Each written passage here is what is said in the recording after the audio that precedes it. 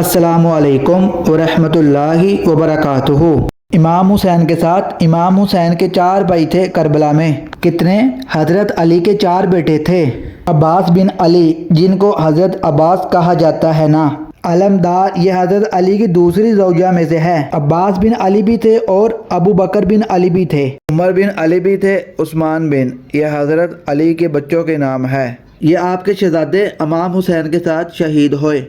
ان کا نام صرف اس لیے لیا نہیں جاتا کہ ان کا نام خلفائے ثلاثہ کے نام پہ ہے، حضرت علی نے اپنے یاروں کے نام پہ رکھا ہے، تو تم نے کربلا کے میدان سے غارت کر دیا۔ یہ تینوں شہزادے حضرت جناب سیدنا امام حسین کے ساتھ تھے، یہ بھی شہید ہوئے۔ حضرت جناب زینب امام حسین کی سگی بہن ہے۔ ان کے 2 بچے تھے، اون اور محمد۔ جب امام حسین میدان میں جانے لگے تو جناب زینب بچوں سے کہنے لگی، نہ، پہلے بھائی نہیں جائے گا، پہلے بانجے جائیں گے۔ 2 بچے شہید ہوئے۔ حضرت قاسم بن حسن امام حسن کے بیٹے تھے۔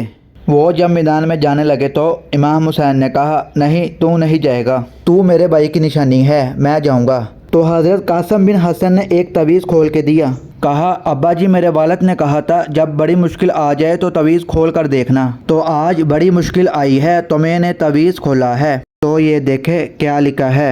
یہ تو رکا ہے، تعویذ ہے ہی نہیں۔ جب کھول کے دیکھا تو اس پہ لکھا تھا، قاسم، اگر حسین پہ کوئی کڑا وقت آ جائے تو بیٹا ان کے آگے آگے رہنا، اگر کڑا وقت میرے بھائی پر آ جائے تو دیکھنا اس کے آگے آگے چلنا، اسے حسن کی کمی محسوس نہ ہو، بھیا دیا ساکھ نہ کوئی جیوج خار نہ ہوئے۔ سیدنا امام حسین کربلا میں پہلی دفعہ اس وقت روئے جب یہ رکا، آپ نے دیکھا تو فرمایا، ٹھیک ہے، اگر حسن کی یہ وصیت ہے تو میں نے زندگی میں اگر ان کی ہر بات مانی ہے، اب بھی مانوں گا، تمہیں اجازت ہے۔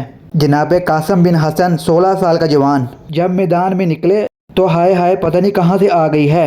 امام قاسم بن حسن جب میدان میں نکلے تو تبری سے لے کر علامہ ابو حسنات صاحب کو پڑھ کر تو دیکھو، 3 دن کی پیاس ہے، شدید آزمائش ہے، دکھ ہے، تکلیفیں ہے، پھر بھی جب پہلی دفعہ میدان میں گئے ہیں، واپس آئے ہیں، 19 لوگوں کو قتل کر کے واپس آئے ہیں۔